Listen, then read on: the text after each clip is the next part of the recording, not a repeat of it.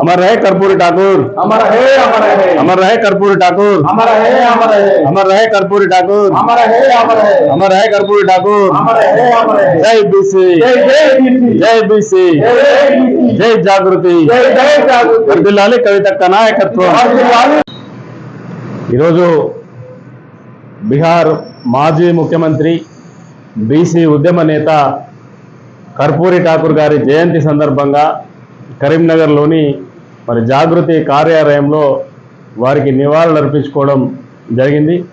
ఈరోజు ఉత్తర భారతదేశానికి సంబంధించి కర్పూరి ఠాకూర్ బీసీల కోసం ఒక మహా ఉద్యమాన్ని నడిపినటువంటి గొప్ప నాయకుడు. ఈరోజు గౌతమ బుద్ధుడు పుట్టినటువంటి నేల మీద పుట్టినటువంటి కర్పూరి ఠాకూర్ ఆయన జీవితం అంతా కూడా ఎప్పుడూ బడుగు బలహీన వర్గాల బాగు కోసమే పనిచేసినటువంటి నాయకుడు. బీహార్ రాష్ట్రానికి 2 సార్లు ముఖ్యమంత్రిగా ఉన్న అతి సాధారణమైనటువంటి జీవనాన్ని కొనసాగించిండు కర్పూరి ఠాకూర్. ఈరోజు మనం 27% రిజర్వేషన్ బీసీలకు చట్టబద్ధంగా మనం పొందుతున్నాము అంటే, దేశవ్యాప్తంగా పొందుతున్నామంటే దానికి మొట్టమొదటి ఆద్యుడు కర్పూరి ఠాకూర్. ఎందుకంటే తనకు ముఖ్యమంత్రిగా అవకాశం వచ్చినటువంటి బీహార్ రాష్ట్రంలో మొట్టమొదటిసారిగా ఆ బీహార్ రాష్ట్రంలో 27% రిజర్వేషన్ను బీసీ రిజర్వేషన్ను అమలుపరిచినటువంటి మహానాయకుడు, గొప్ప నాయకుడు కర్పూరి ఠాకూర్. మండల్ కమిషన్ ఇచ్చినటువంటి నివేదికల ఆధారంగా దేశవ్యాప్తంగా 27% రిజర్వేషన్ అప్పుడు కేంద్ర ప్రభుత్వం అమలుపరిచింది. కానీ మొట్టమొదటి ఆద్యుడు మాత్రం కర్పూరి ఠాకూర్. ఈరోజు బడుగు బలహీన వర్గాలకు రిజర్వేషన్ అందుతా ఉందంటే మరి అటువంటి గొప్ప నాయకుడు కర్పూరి ఠాకూర్ మరి కేంద్ర ప్రభుత్వం ఇటీవలనే వారికి భారత రత్నతో సత్కరించుకోవడం జరిగింది.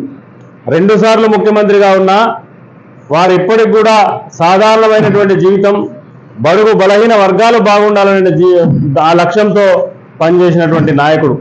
బీహార్ రాష్ట్రంలో దాదాపు 50 సంవత్సరాల క్రితమే వారు స్కూళ్లు తెరిచి, కాలేజీలు తెరిచి ఈ బడుగు బలహీన వర్గాలు ఎప్పుడైతే చదువుకొని బాగుపడతారో అప్పుడే ఈ సమాజంలో సమూల మార్పు వస్తుందని చెప్పి ఆశించినటువంటి గొప్ప నాయకుడు కర్పూరి ఠాకూర్.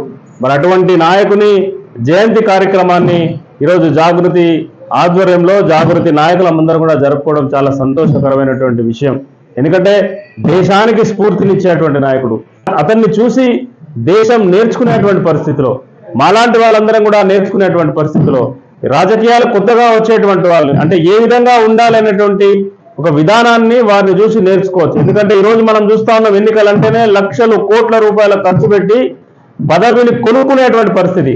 వేలం పాటలో కూడా మనం అర్రాస్ పాట పాడి ఎట్లా కొనుక్కుంటామో ఆ విధంగా ఎన్నికలన్నీ కూడా ఆ విధంగా మారుతున్నటువంటి తరుణంలో కానీ వారు మాత్రం అత్యంత సాధారణంగా ముఖ్యమంత్రిగా ఉండి కూడా సాధారణ జీవితం గడిపి ప్రజలకు ఏ విధమైనటువంటి సేవ చేయొచ్చు అనేటువంటి ఆలోచనతో వారు చేసినారు కనుక అటువంటి నాయకులను మనం స్ఫూర్తిగా తీసుకొని ఈరోజు కొత్తగా రాజకీయాల్లోకి వచ్చేటువంటి వాళ్ళు, రాజకీయాల్లో ఉన్నటువంటి వాళ్ళు కానీ అటువంటి నాయకులను స్ఫూర్తిగా తీసుకొని ప్రజాసేవ చేస్తే తప్పకుండా ఆ నాయకుడు ఉన్నతమైన స్థాయికి చేరుతాడని చెప్పుకోవడానికి మనకు కర్పూరి ఠాకూర్ యొక్క ఉదాహరణను తెలియజేస్తూ ఖచ్చితంగా జాగృతి నాయకులందరం కూడా కర్పూరి ఠాకూర్ ఏ ఆశయాల కోసం అయితే పనిచేసిండో, ఏ నిబద్ధతతో వారు పనిచేసినారో దాన్ని కొనసాగింపుగా వారు చేసినటువంటి సేవలను స్మరించుకుంటూ మేమందరం కూడా ముందుకు పోతామని చెప్పి ఈ సందర్భంగా తెలియజేస్తా ఉన్నాను.